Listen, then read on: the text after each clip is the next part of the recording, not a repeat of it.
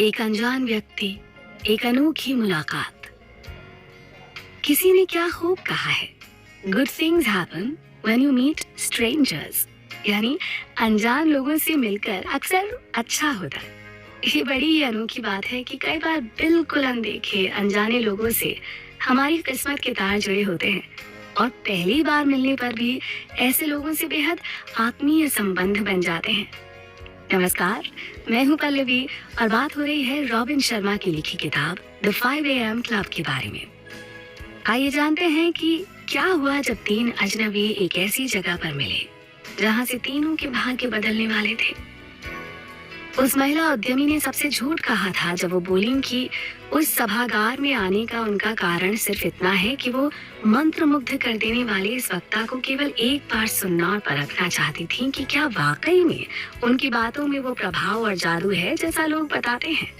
और अगर ये सच है तो शायद इस गुरु की बात सुनकर वो अपने प्रतिद्वंद्वियों से आगे निकलने के कुछ अचूक उपाय सीख सके। उन्होंने हंसते हुए कहा कि क्या पता यहाँ से सीख हासिल करके वो अपने बिजनेस को सफलता की ऊंचाइयों पर ले जाने का अपना सपना पूरा कर सके। हम सब जानते हैं कि उनके पास अपना कहने को कुछ नहीं बचा था और यहाँ आने का उनका कारण सिर्फ इतना था कि वो अपने अंदर एक नई आशा पैदा कर सकें जिससे वो अपने जीवन को पटरी पर ला सके। अब बात करते हैं उस कलाकार के बारे में जो अपनी कल्पना और कला दोनों को बेहतर बनाने की इच्छा लेकर वहां आए थे। वो चाहते थे एक ऐसा ज्ञान और गुर सीखना जिनसे उनकी बनाई पेंटिंग्स हर किसी के दिल और दिमाग पर एक अमिट छाप छोड़ सके। अपनी चित्रकारी को वो पूरी दुनिया के लिए अपनी वसीयत के रूप में छोड़ जाना चाहते थे जिससे उनके काम से हर कोई प्रेरित और प्रभावित हो सके। वो एक चित्रकार थे और इसी कारण अपने काम को वो शिखर तक ले जाना चाहते थे। इसके साथ ही उनकी इच्छा थी कि वो अपनी निजी जिंदगी को भी बेहतर बना सकें। वो जानते थे कि वो इस योग्य हैं, पर कुछ अनजान कारणों से उनके भीतर का खलनायक उनके नायक स्वभाव पर भारी पड़ जाता था। इसीलिए अक्सर वो अपनी ही बनाई हुई महत्वाकांक्षाओं को भूल जाते थे और अपने ही मूल विचारों से उनका टकराव रहता था। इसीलिए वो भी मन मोह लेने वाले इस वक्ता को अपने गुरु की तरह मानते थे और उनसे मार्गदर्शन की उम्मीद रखते थे। और वो दयनीय और बेघर व्यक्ति तो ऐसा लगता था मानो सबकी नजर बचाकर चुपके से उस सभागार में घुस आया हो। उसके माथे पर दाईं आंख के ऊपर एक लंबा सा निशान था और लंबी डरावनी सी दाढ़ी में काले सफेद बालों का मिश्रण था। गले में रंगीन मोतियों की माला थी जैसे भारतीय पुजारी मंदिरों में पहनते हैं। कुल मिलाकर बड़ा ही विचित्र दिखने वाला व्यक्ति। और तभी उसने पीछे से आवाज लगाई, हेलो हेलो, जरा सुनिए सुनिए ना। महिला उद्यमी और चित्रकार दोनों आसपास बैठे थे। उस दिन वो दोनों पहली बार मिले थे। सभागार अभी पूरी तरह से खाली नहीं हुआ था। स्टेज उतारा जा रहा था, सफाई का काम चल रहा था। दूर कहीं एक सुखद सा म्यूजिक बज रहा था।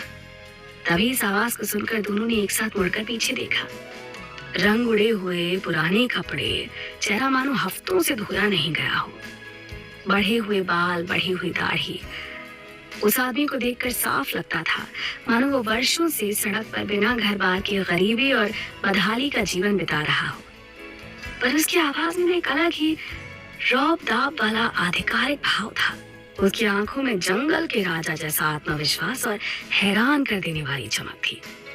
हाँ जी कहिए, चित्रकार ने पूछा।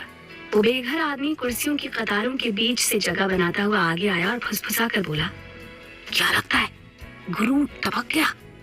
नहीं, ऐसा होना तो नहीं चाहिए, चित्रकार ने जवाब दिया। ईश्वर ना करे ऐसा हो, महिला ने भी कहा। और यूं उन तीनों के बीच बातचीत का सिलसिला शुरू हो गया। उन्होंने एक दूसरे से अपने मन की बात करना शुरू किया, सेमिनार के बारे में, गुरु के बारे में, उनके अनुभवों के बारे में। एक तरफ जहां चित्रकार ने गुरु की कही हर बात से सहमति जताई, वहीं उस महिला को अभी भी कई बातों पर संदेह था। सबसे चौंका देने वाली बात कही उस गरीब बेचारे से देखने वाले व्यक्ति ने। वो बोला, गुरु सर्वोपरि है, सबसे ऊपर, सबसे सही, सबसे सार्थक। मैंने उनकी बात मानकर ही अपना भाग्य बनाया है और जीवन में सारी सुख सुविधाओं के मजे लिए हैं।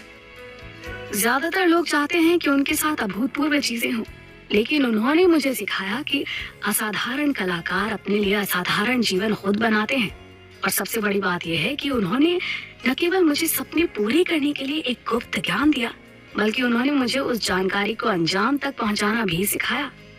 उन्होंने मुझे सिखाया कि एक बहुत ही जरूरी सुबह की दिनचर्या को कैसे स्थापित किया जाए, जिससे हम सफलता की सीढ़ी चढ़ना शुरू कर सकें। दोस्तों, ये दिलचस्प कहानी यूं ही जारी रहेगी, आप भी सुनते रहें।